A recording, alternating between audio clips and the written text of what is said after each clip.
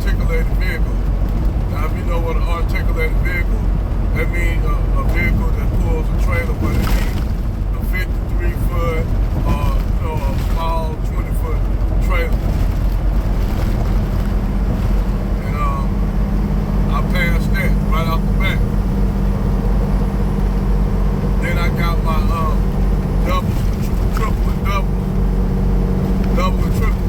endorsements. Got that. Passed that. So I got that. Then I went and took my tankers. Now I had to straight study for the tankers and the hazmat. First time I didn't pass the hazmat, took it. The second time passed the hazmat. Studied that intensively. And I passed that because I straight up studied for that. And that was about like 40 questions for hazmat. Passed it. Just straight out passed it, 100%. So after I got my permits, I went to a truck driving school. I went to New Way Trucking. They no longer exist due to all kind of fraudulent things. But I went there and I had my permits. So what they did was I went through all the motions and shit that people would do. But they, because people that came in, they didn't have their permits, their A-class and nothing, so they had to go and get out their endorsements. I didn't have to do that. I went straight out of the yard. And what the yard is, what they'll do, you'll be doing like what you call out there in the yard. They normally have an old truck that they don't take on the road, but what they do, first thing you do in the morning, they go over your pre-trip. They go over your pre-trip, you have, you write down, study your pre-trip from the trailer, tractor, the trailer, and all that. Then you study what you call the 7-step brake test. So you'll do that, then you'll do all your maneuvers on the yard.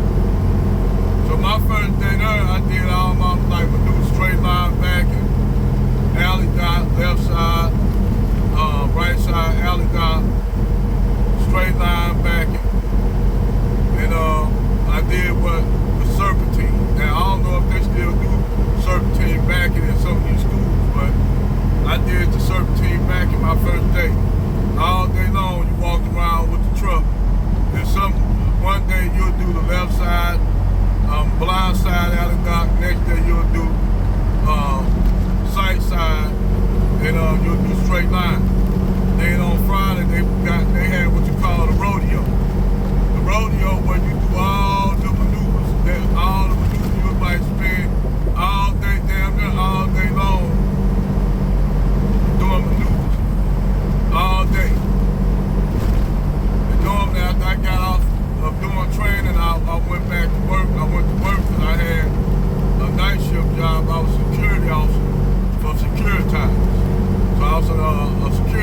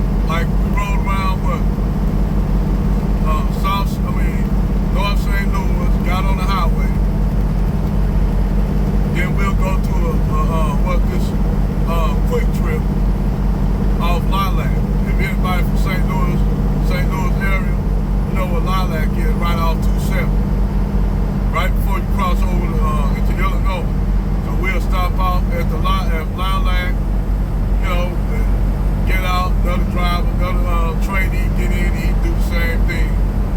And I did that every morning for 3 weeks until I got it down. And they had an old Freightliner, a Freightliner Classic called, the truck was called Turbo. Also, they had a Volvo called Rocket. A Turbo was an 18-speed KW. I mean, an 18-speed Freightliner Classic. And it had what? It's an 18-speed. He trained you in an 18-speed. A lot of these companies don't train you in an 18-speed, but they do. They train you in an 18-speed. So that way, he said, why you train in 18-speed? Because he don't want you. He wants you to know how to drive any goddamn thing out here on the road that's manual. Now, we trained in that 18-speed, and he had the Volvo was a Super Team. So the Volvo, basically all he did was the Volvo where the Volvo was an automatic. The Volvo, all he did, that show you know how to move a trailer. You know, so you learn how to do the button hook, you know, all kind of shit out there. But what he did was, he take us to the truck stops. Like a lot of these schools don't even take you to truck stops and show you how to back in a spot. He took us to the truck stops in Illinois, and we learned how to back into that Flying J right there in Edwardsville. Anybody from that area know about that Flying J in Edwardsville, Illinois, right across the state line.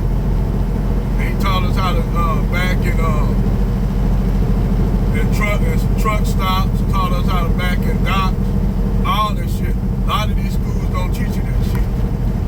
Teach you how to back in docks and shit like that, tight spots. He had us back in the tightest ass spots where, you know, I mean, they fucking tight. And he said the reason why he trained us like that, because he wants you to get out here, he wants you to come back and tell you how you done out when you come back.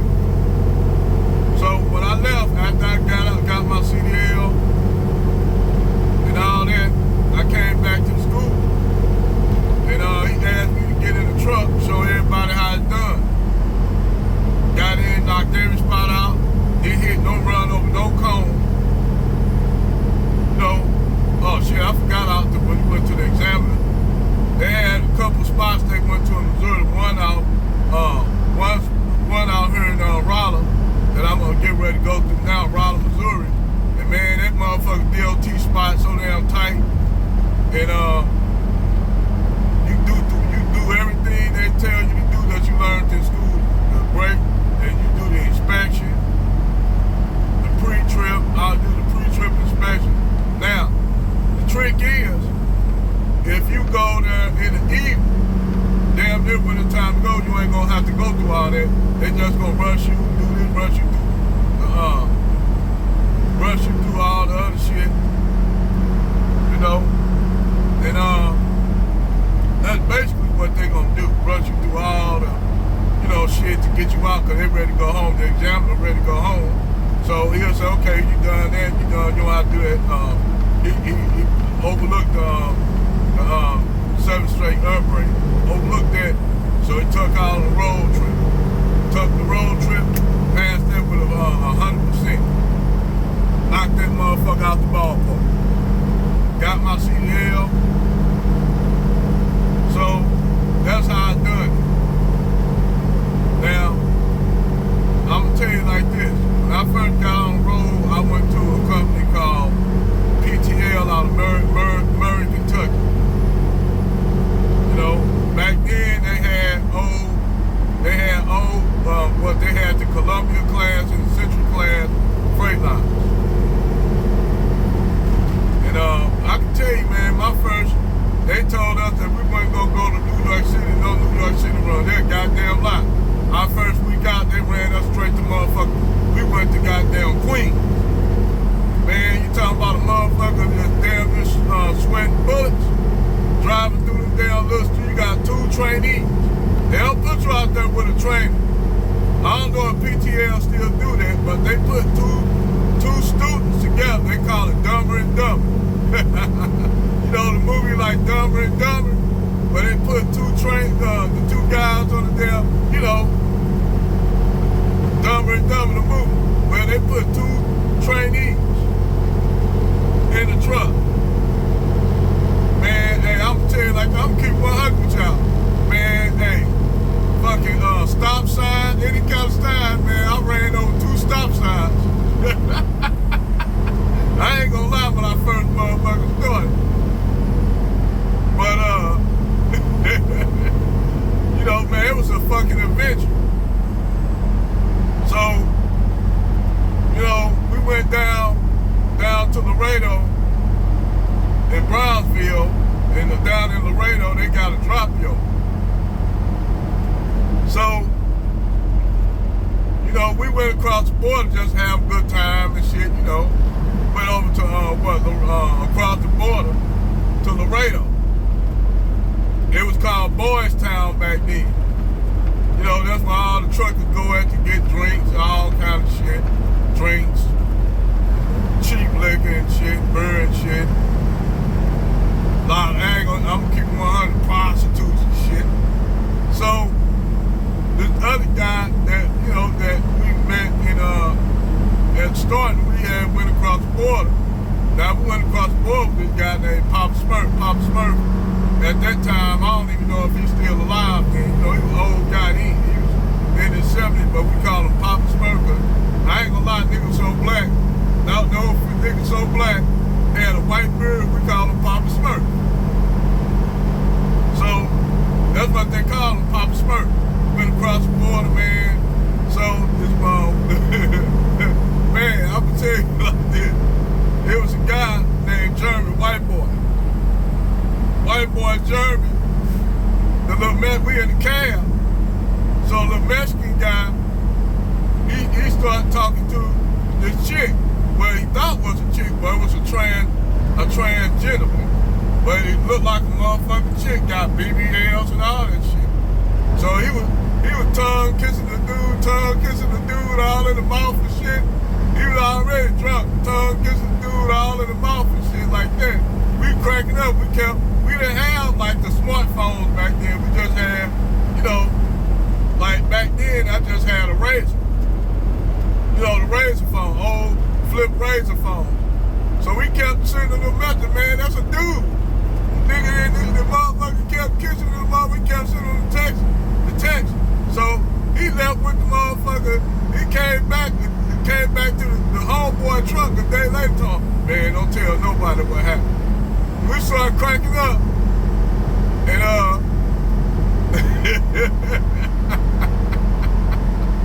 that's why we told him, man, hey, don't mess with none of these motherfuckers, nobody down here, dog. You don't want to do it, because you don't know what the fuck going on. Then you fuck around with one of the motherfucking little prostitutes down there, and you might get jammed up over there across the border, nigga. So we just went down there to drink, have a good time and shit. Went to some strip clubs and shit down there, across the border. So we got back.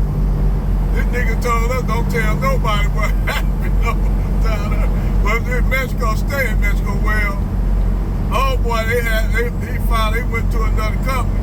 And man, before you know it, they were driving homeboy quit. I'm like, nigga, why you went to? He said, hey man, I couldn't help it. But yeah, man, don't fuck around in Brownsville, Boys Town, y'all. I'm telling you, you go down there, I don't know if people still go across the border like that.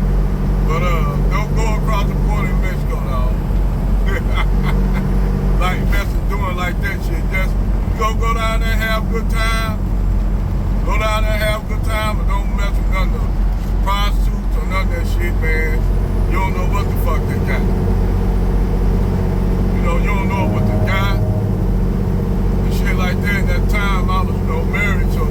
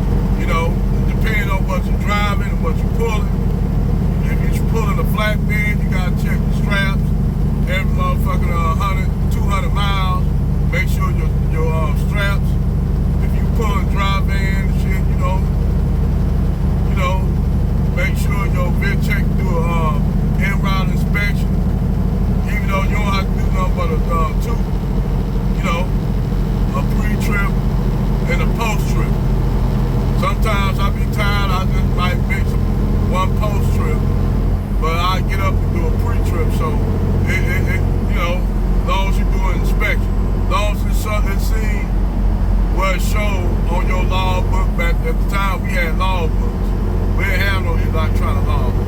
We didn't have no GPS or none of that shit. We had to write down. We had fuel solutions and shit. And if you missed them, fuel solutions, if you had to go to another fuel solution, you know, they'll bust your head for it. They'll write you up if you know that company actually wrote people up if you miss your fuel solution. You know, but I'm gonna tell you like this: this game is not for the meek. You can't be nobody that want to go home every damn week. You know, you can get with a company that pay you well that you come home every week. If they give you what 25 to 3,000 miles, and then you be back home. Yeah, that's cool.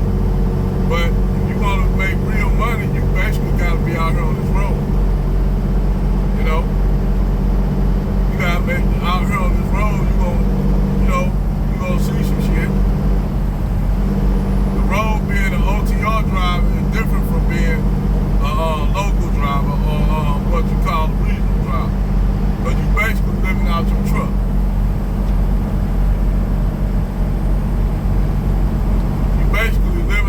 Basically living out your vehicle. You know, you may be out, 3 to 4 weeks, or sometimes I'll be out here for a month. Out here rolling out here on the highway. And I'm gonna tell you like this, you'll miss some birthdays, you'll miss some holidays. You know?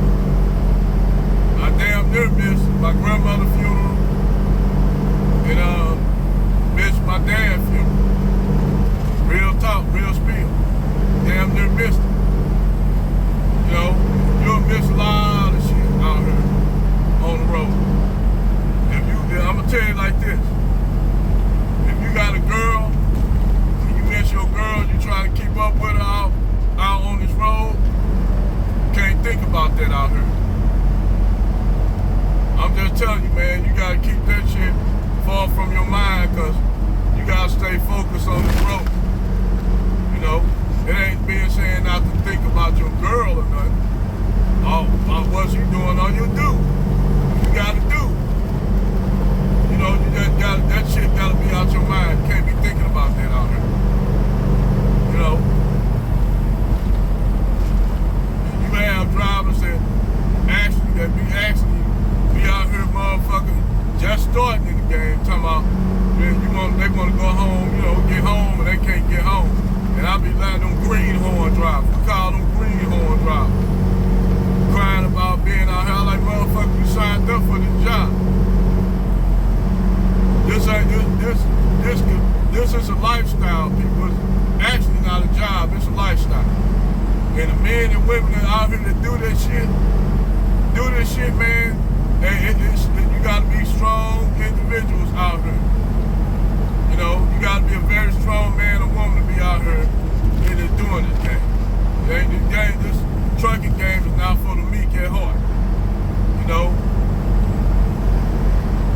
But the rewards outweigh the pros, the cons. I'm gonna tell you that right now. You know, I love what I do. And like I said, if I was a millionaire, I'll still do this job. I still do this because I love doing it. You know, I could be a motherfucking multi-millionaire and I'll still be out here driving a truck because I like I love what I do. You know, and it takes dedication